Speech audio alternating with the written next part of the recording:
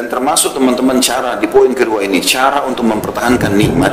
Setiap kali antum mendapatkan nikmat, kalau mau selalu ya grafiknya itu naik terus nikmat itu, maka ingat di setiap nikmat itu ada haknya Allah Subhanahu wa taala. Keluarkan di jalan Allah. Keluarkan jalan Allah, berapapun nilainya. Misal Allah Subhanahu wa taala berikan kepada kita handphone baru. Mau bagus, beli handphone lagi yang lain, kasih juga orang susah. Walaupun nilainya mungkin belum bisa mencapai sama. Kita beli baju sebagai tanda syukur, kita berikan juga baju kepada orang yang baru. Kita makan di restoran enak, beli porsi yang sama, kasih juga kepada orang susah. Kasih tukang parkir, kasih orang susah. Porsi yang sama. Itu nanti grafik nikmatnya selalu naik, gak akan turun. Yang jadi masalah sering grafik nikmat kita turun, drop, bangkrut usaha, ya apalah macam-macam cobaan datang karena setiap ada nikmat kita nggak pernah memberikan jatah di jalan Allah dari nikmat itu.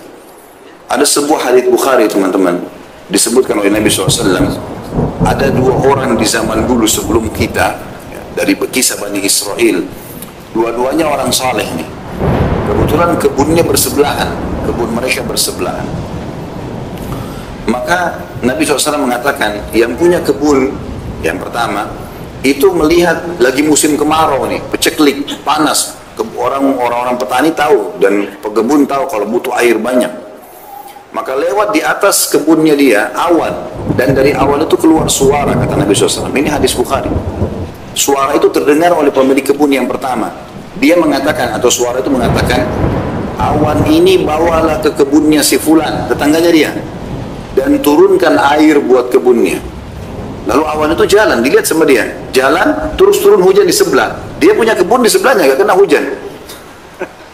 Maka dia pun pergi ke sebelah, diikutin sama dia. Dilihat hujan lebat di tetangganya. Dia tanya, apa yang kau lakukan dengan kebunmu? Sampai tadi saya dengar suara dari awan ini, hujan disuruh turunkan di kebunmu, yang lain tidak kena hujan, cuma dia saja. Maka dia mengatakan rahasianya. Mau dengar gak? Kamis depan aja.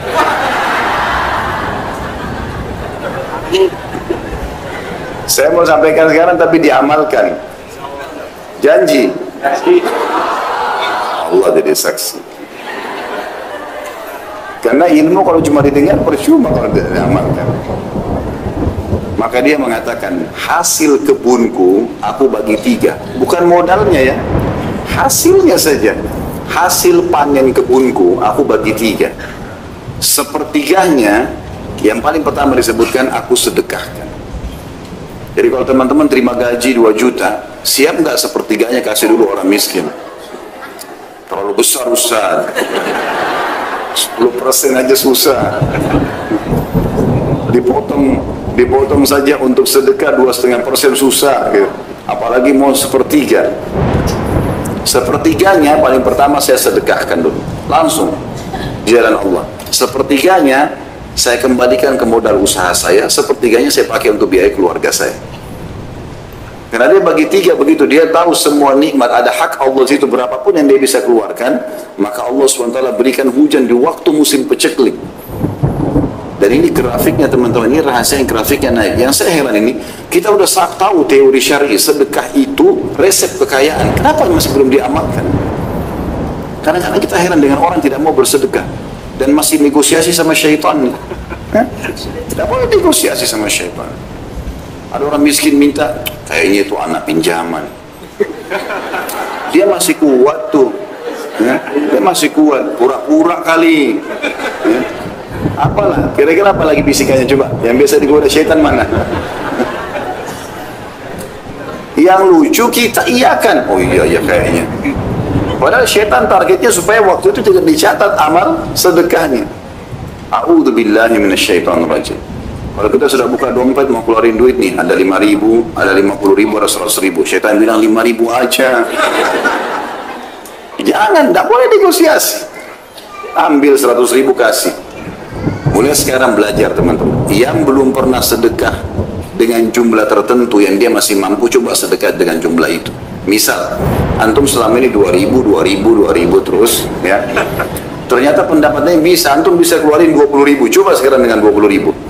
Bisa 100.000, belum pernah dicoba, coba 100.000. Belum pernah 1 juta, coba 1 juta. Yang kaya raya 100 juta, coba nilai yang belum pernah. Nanti datang juga yang besar.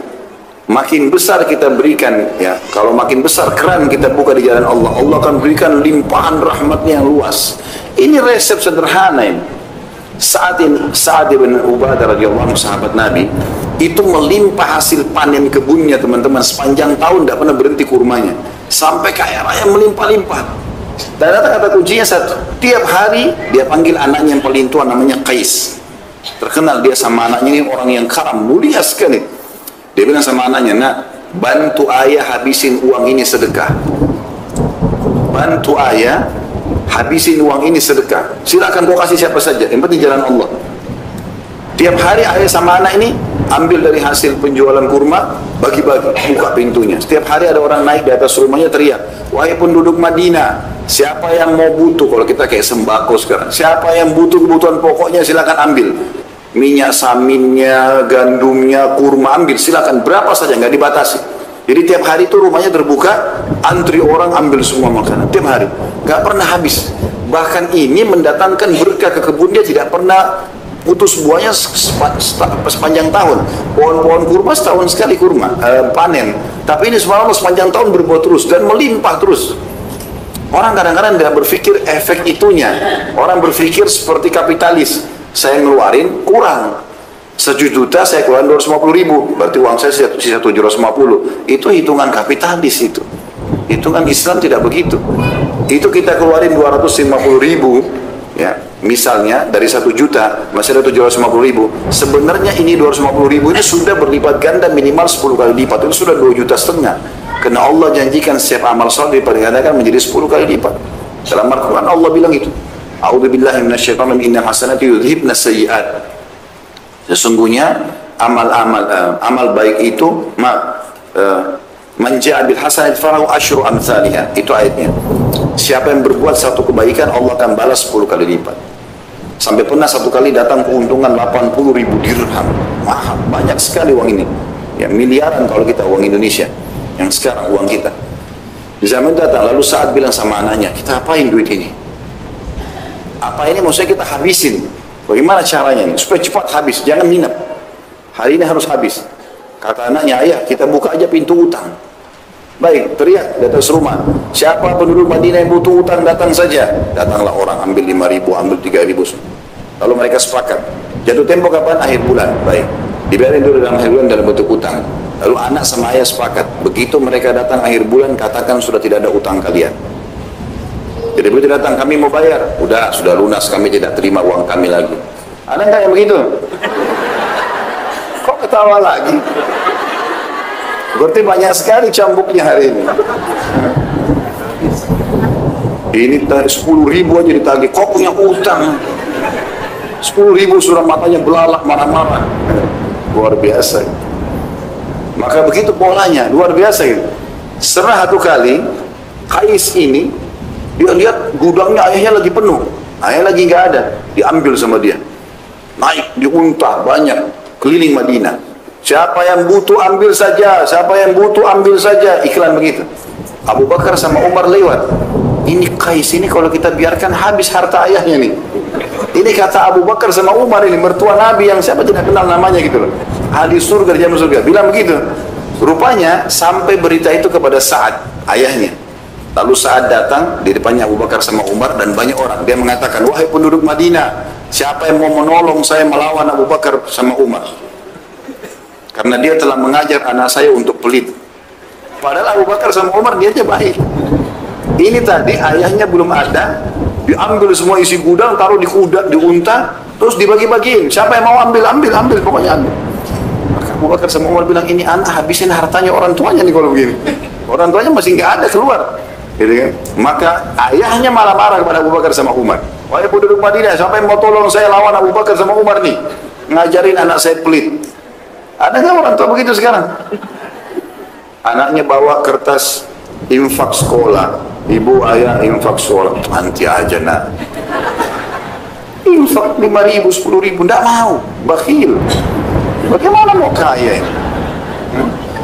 Pelitnya luar biasa. Ini nggak boleh ada ini. Mau diterapkan nggak resepnya nih? Coba panitia masjid sebentar lihat sunduk ya. Bertambah nggak? Kalau enggak berarti bohong. Ini lewat sunduk 2000. Minta sama Allah kesehatan, keturunan, selamat dari surga, selamat masuk surga, selamat dari neraka. 2000. Bagaimana bisa? Wahai muslimin yang bakhil, ini penyakit jiwa, nggak boleh bakhil. Begitu kata Nabi SAW itu. Ada sahabat datang, orang-orang Badui, lalu ditanya oleh Nabi SAW, siapa pemimpin kalian? Disebut namanya, si Fulan. Kata Nabi SAW, bagaimana dia? Ya Rasulullah berwibawa, tapi bakhil. Perhitungan sekali, kepala suku tapi perhitungan, tidak loyal sama warganya gitu. Lalu kata Nabi SAW, penyakit apa yang lebih berat daripada bukhul? Penyakit jiwa itu. Bakhil, ada orang bakhil sama dirinya sendiri. Kopiahnya sudah sobek, nggak diganti. Mau kena 2 tahun, kotor, nggak dicuci. Kenapa ini? Sejadah robek-robek, kenapa? Masjid dekat rumah rusak, gak ada andilnya sama sekali. Dirinya sendiri dia bakhil.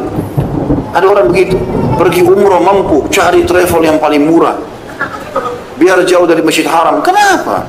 Diri sendiri bakhil. Kalau belum beli bisnis kelas, pakai hotel bintang 5, bayar, Allah ganti. Allah ganti, sudah ibadahnya enak, hotel bintang 5, busnya bagus, bisnis kelas diganti lagi lipat-lipat. Kenapa bakhil? Benar nggak ini? Allah jadi saksi loh. Saya udah sampaikan. Ilmu harus diterapkan. Jadi resep sederhana ini harus diamalkan. Nikmat kalau mau grafiknya naik, sering bersedekah. Ini resep luar biasa ini. Para sahabat dengar kisah-kisahnya di YouTube. Di YouTube itu sudah banyak ceramah saya tentang Abdurrahman bin Auf, Abu Bakar bin Umar, Abu Bakar radhiyallahu anhum ajma'in, kemudian Sa'ad bin Abi Waqqas dan banyak yang lain. Kaya raya. Kata kuncinya satu, sedekah. Sedekah terus. Tidak ada hari kemudian mereka bersedekah. Itu selalu dikerjakan. Maka ini harus poin. Dan beda teman-teman orang yang bersedekah. Orang yang bersedekah dengan cara dia yang mencari sumber orang yang mau menerima sedekah, dengan dia menunggu siapa yang minta sedekah. Kalau antum nunggu seperti di komplek ini misalnya, dijaga security segala macam, nggak ada orang miskin masuk. Misal contoh, kapan antum sedekah? Keluar pun sudah langsung masuk tol. Kapan mau sedekah kalau nunggu orang? Ya? Maaf ini yang tinggal di komplek ini, saya tidak bermaksud apa-apa. Bicara secara umum, gitu kan? Karena memang kalau kita mau tunggu orang datang baru kita sedekah. Kalau seminggu nggak ada datang, berarti seminggu apa nggak sedekah. Padahal setiap hari kata Nabi SAW dalam hadis Bukhari, Allah turunkan 2 malaikat setiap pagi. Satu mengatakan, ya Allah luaskan, lapangkan rezeki orang yang bersedekah. Yang satu mengatakan, binasakan dia dan hartanya bagi orang yang bakhil. Ini mesti diperhatikan. Maka kita yang jemput bola keluar, cari mana nih orang yang perlu uang, sedekahin, dan kita yang mendapatkan manfaat itu. Ya. Ini yang dimaksud dengan poin kedua. Setiap nikmat menimpa, maka untuk mempertahankannya harusnya seseorang itu mengetahui haknya Allah di situ.